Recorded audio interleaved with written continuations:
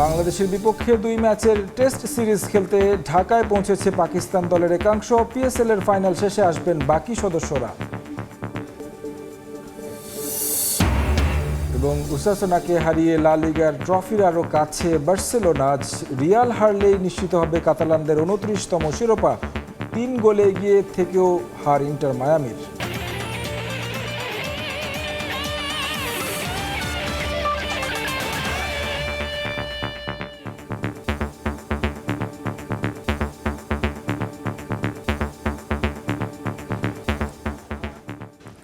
বিশ্বের নানা প্রান্তের খেলাধুলার খবর জানিয়ে দেব আমি তারেক হাসান শিমুল। এদিকে ম্যাচ হেরে টেলেন্ডারদের দায় দিলেন অধিনায়ক লিটন দাস। শেখ মেহেদী সাইফুদ্দিনের ব্যাটিং সামর্থ্য নিয়ে প্রশ্ন তুলেছেন এই উইকেট কিপার ব্যাটসম্যান।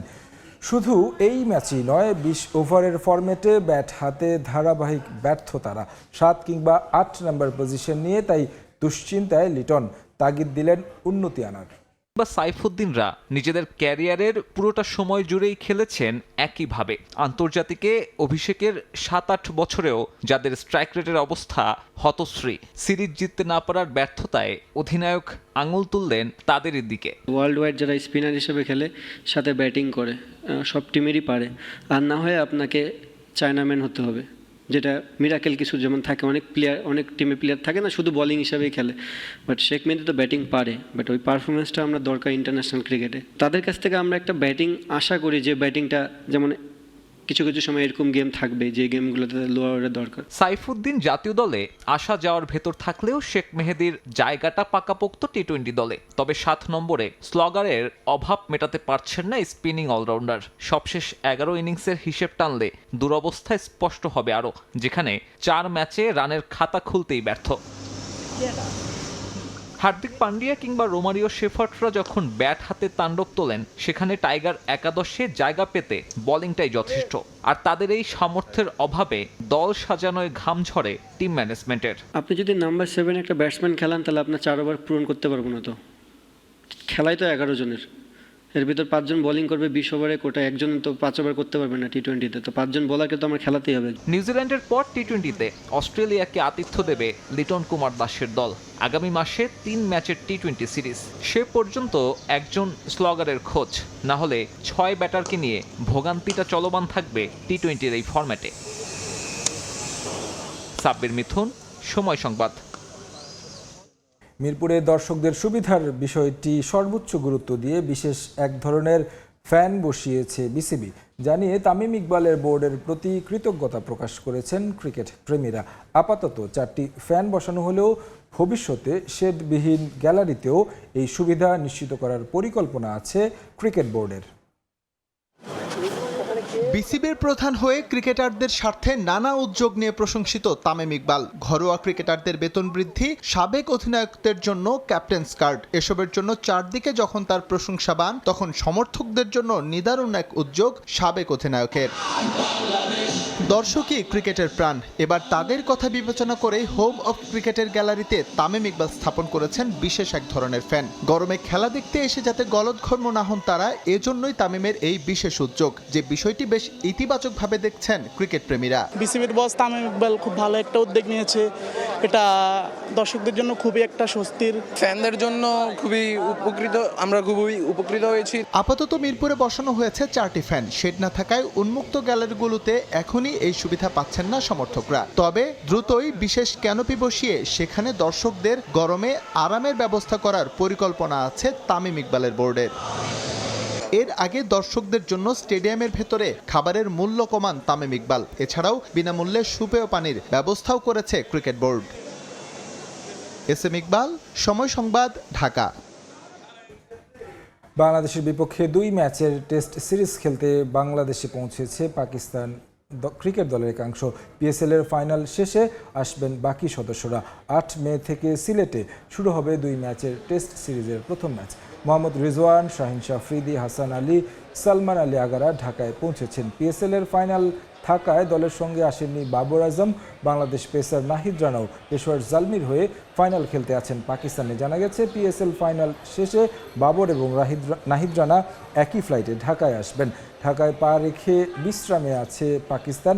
মাত্রই নিউজিল্যান্ডের বিপক্ষে T20 সিরিজ শেষ করেছে বাংলাদেশ। লিগ সকারের খবর, 3 গোলে এগিয়ে থেকেও হারল লিওনেল মেসির ইন্টার মায়ামি। অরল্যান্ডো সিটির বিপক্ষে 4-3 গোলে হেরেছে দ্য হিরন্স।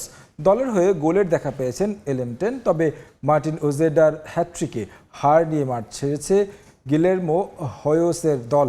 এই হারে পয়েন্ট টেবিলের দ্বিতীয় স্থানে যাবার সুযোগ হাতছাড়া হলো মেসি সুয়ারেজদের।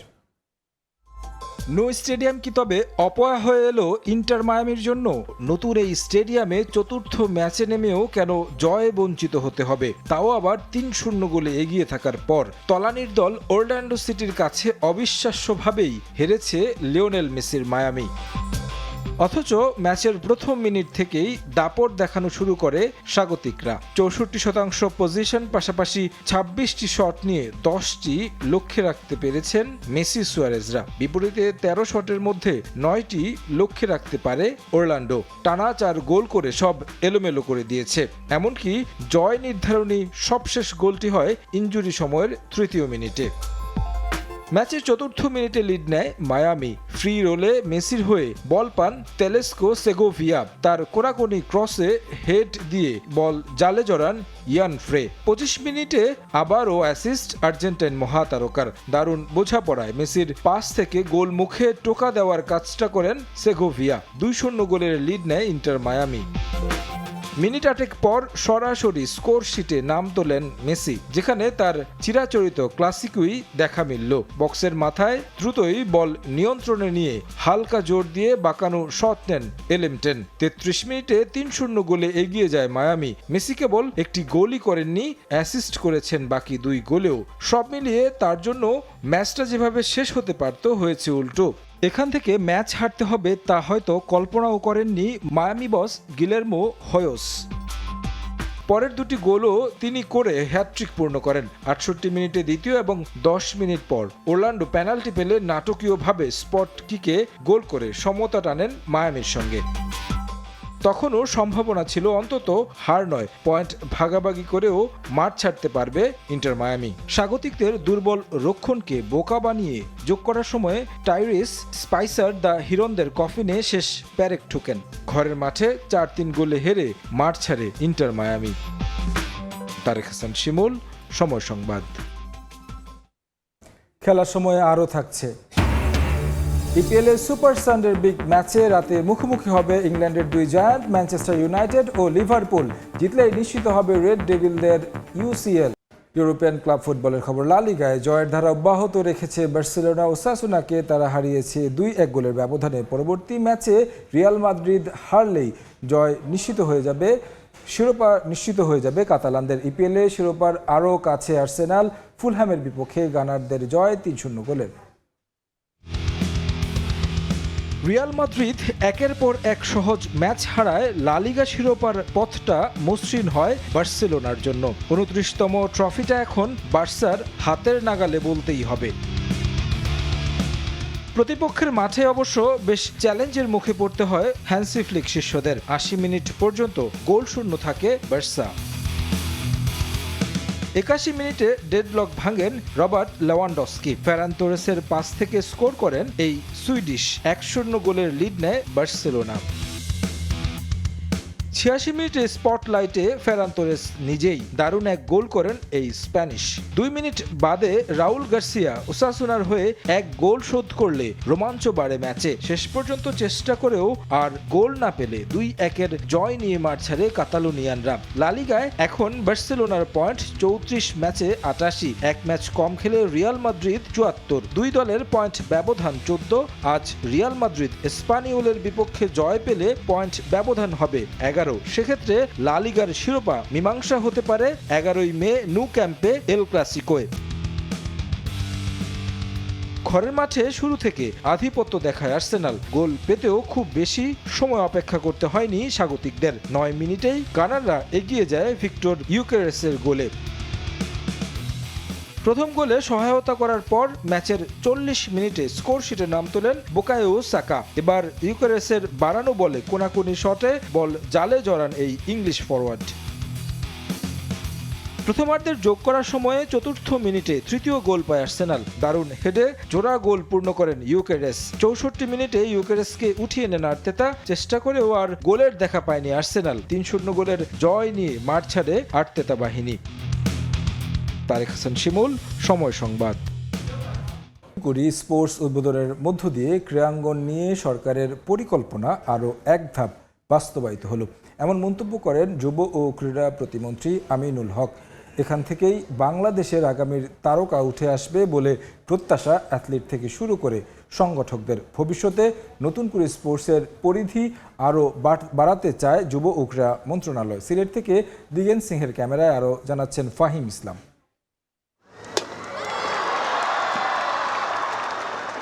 বাবা শহীদ প্রেসিডেন্ট জিয়াউর রহমান সংস্কৃতি অঙ্গনে প্রতিভা অন্বেষণ করতে চালু করেছিলেন নতুন কুড়ি। সেই ধারাবাহিকতায় এবার নতুন কুড়ি স্পোর্টস চালু করলেন সরকার প্রধান তারেক রহমান। লক্ষ্য দেশের প্রত্যন্ত অঞ্চলে ছড়িয়ে ছিটিয়ে থাকা প্রতিভাবান খেলোয়াড় বাছাই করে জাতীয় পর্যায়ে নিয়ে আসা।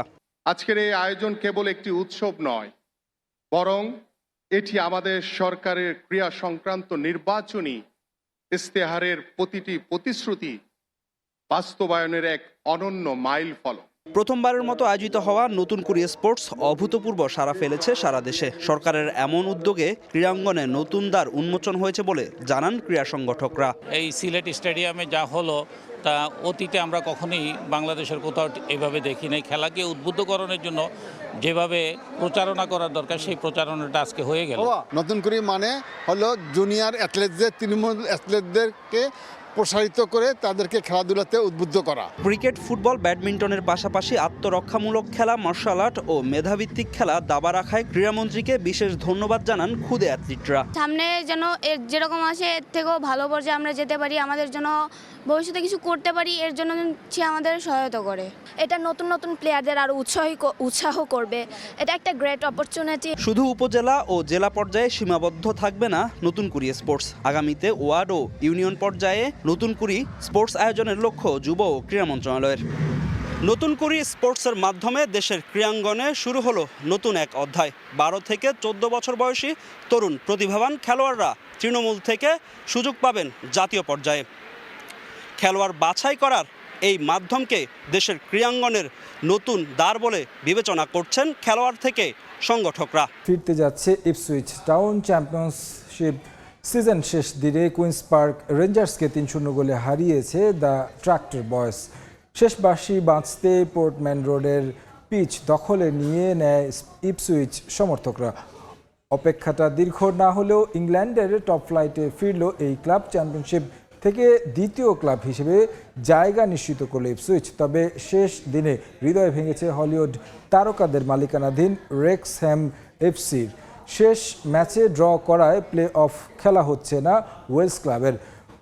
ইপিএলে ফিরতে তাদের অপেক্ষা দীর্ঘায়িত হলো আরও। খেলার সময় শীর্ষ সংবাদগুলো জানিয়ে দিচ্ছি আরেকবার। বাংলাদেশের বিপক্ষে 2 ম্যাচের টেস্ট সিরিজ খেলতে ঢাকায় পৌঁছেছে পাকিস্তান দলের একাংশ। পিএসএল এর ফাইনাল শেষে আসবেন বাকি সদস্যরা। এবং ওসাসুনাকে হারিয়ে লা লিগার ট্রফির আরও কাছে বার্সেলোনা। আজ রিয়াল হারলেই নিশ্চিত হবে কাতালানদের 29তম শিরোপা। 3 গোলে এগিয়ে থেকেও হারল ইন্টার মায়ামি।